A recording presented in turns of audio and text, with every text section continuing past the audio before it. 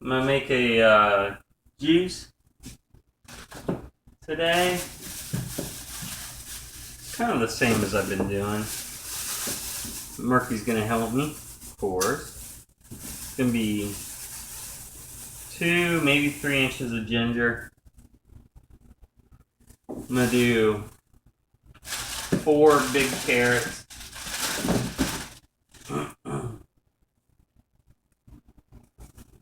I always get carrots that are really solid.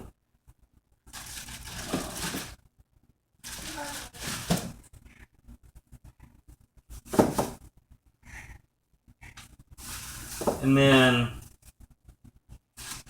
I'm going to do Granny Smith apple. And the reason I switched to Granny Smith apples is because the cardiologist that I saw, just to have some evaluations done on them,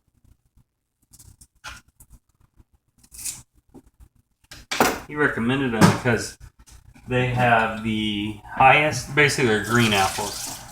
They have the highest amount of fiber and lowest amount of sugar of all the apples. What are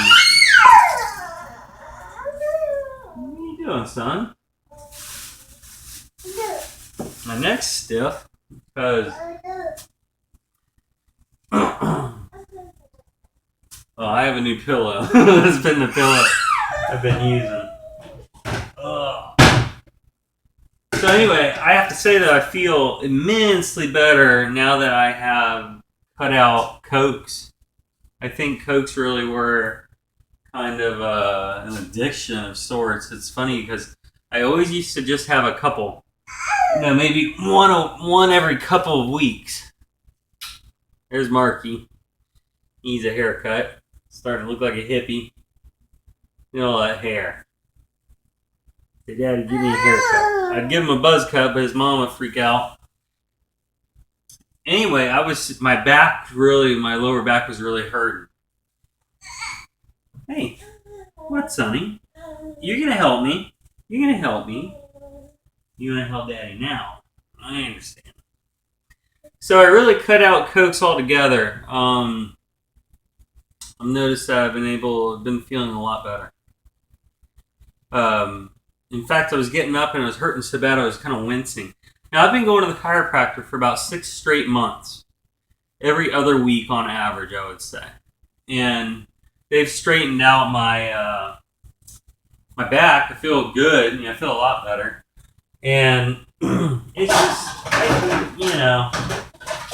I discovered that I'm hypermobile. So that's what the doctor told me. So what that means is my joints bend more than the average person. Yeah, we're going to use the Granny Smith apple. I got some open. So, I have 4 carrots. Pretty big carrots. About 2 inches of ginger. I have 1 Granny Smith apple. I'm going to add in some celery, too. So, and this is a drink that I like that really doesn't give... Well, actually, the vegetables that I use in this drink give a lot of yield. So that means I have to use less of them, which is good. You okay, Sonny? What you doing? What you doing, bub? And ultimately, I'm kind of getting back to where I was about 6 months ago. I'm really focusing on how things make me feel. I've maintained my weight.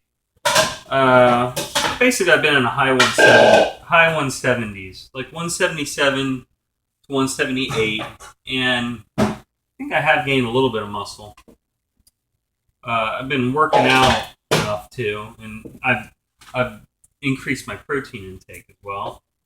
My pants fit just the same, so I wear 32, sometimes 31, some jeans, and everything's good on that front. Where's the peeler, bub? As far as strength goes, I don't feel like I have that brute strength because I haven't been able to do pull-ups or deadlifts. I'm letting some tendonitis here. And I don't know. It's just a process. When you exercise, people don't really talk about it. I don't think they like talking about anything that's negative, which I believe in just a realistic approach to whatever you're doing, an honest approach. And I know fat people that are lazy, they have probably more back problems than people that work out, whatever it is. But you really can't avoid injuries or your body feeling wear and tear. The other day I went to go do a workout.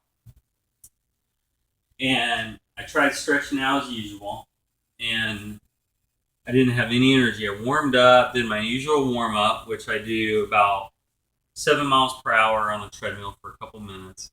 I stretch out before or after, whatever it is, and I'm usually limber and I'm warming up to start. I just had no energy at all. And I listened to my body, and I didn't work out at all. And in fact, I took off the rest of the week. And what I did is I just kind of watched my food intake, my sugar intake mainly. I was fine. What are you doing, goofball? He's playing with his wagon over there. Yeah, you're not big enough to get in that yet on your own. So anyway, I felt great after resting. And I think resting is really, it can be more important than lifting, depending on where you are in your health path. So again, health is my ultimate goal. I'm 33 and I've never performed anything at an Olympic level, and I really don't. I don't plan to. So, I'd like to just, me personally, when my son gets older, I'd like to do maybe a couple triathlons with him. I'll show him how to do them. I'd like to really learn a lot. I'm self-taught. I'm an autodidact on a lot of things. Autodidacticism has really defined my path of knowledge. Of course, I went through school, but you learn a lot more. Like I tell my students, you learn a lot more out of school. Well, hello! Hello! You learn more out of school than you ever do inside school. So. That's true. You bring him an excellent point. Marky's starting to say hello. So anyway, what I do now is I focus on a whole body workout. And what I mean by that is, hey son, don't throw your phone away. Hello, are you still there? Oh, I had it upside down. Well, hello, are you still... Marky? Marky's right here. It's for you. It's for you. Hello. I work my legs I've been doing a 4-day-a-week workout for the past month or so. And I'd say it's about average for me when I'm getting back to my normal routine, which is good. I'm really just making time to do it. So what I do is on Mondays, or I really vary it actually, keep my body guessing, but and everything I've been doing 8 to 10 reps per set. I do technically about 36 sets per exercise on resistance day. And I do 5 sets per exercise, about 36 sets for the whole workout. I've had to really customize my workout to avoid my forearm flexor right here, which has tendonitis in it, and it's healing. I'm starting to be able to do a lot more things with it, but, well, hello. So it is healing. So what I'm doing is working. That doesn't mean I stop using it altogether. I do use it. But I don't do deadlifts, which takes quite a bit of forearm strength. I don't do pull-ups, which takes quite a bit of forearm strength. And those are the two exercises. Well, I haven't really loved pull-ups. I've always found them easy to do, but it is grueling.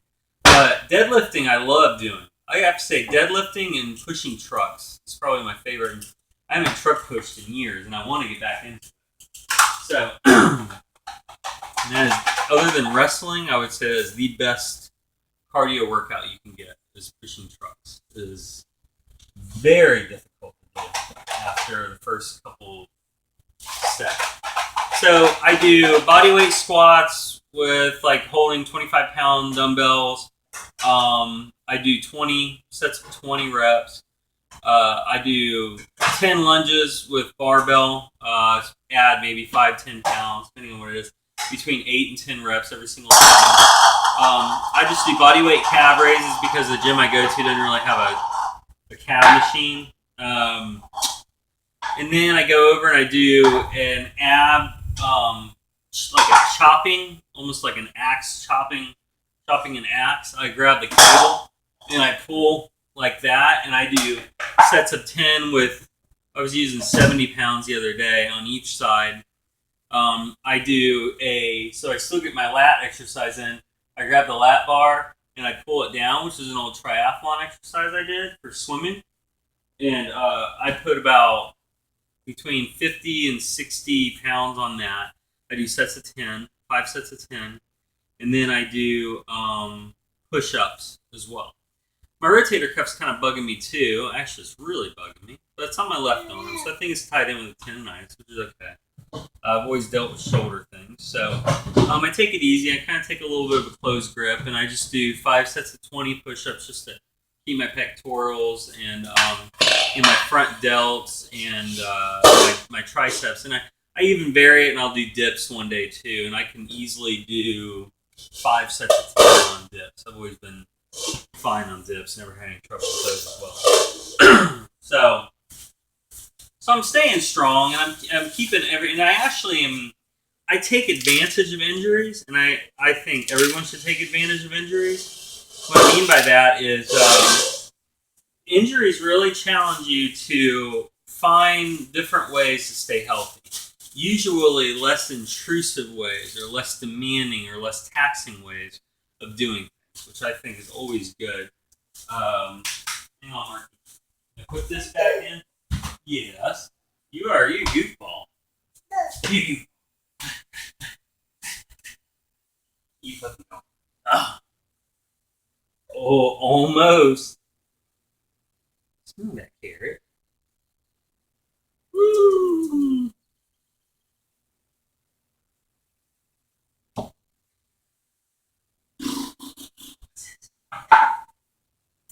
So it's one of those things where, like I'm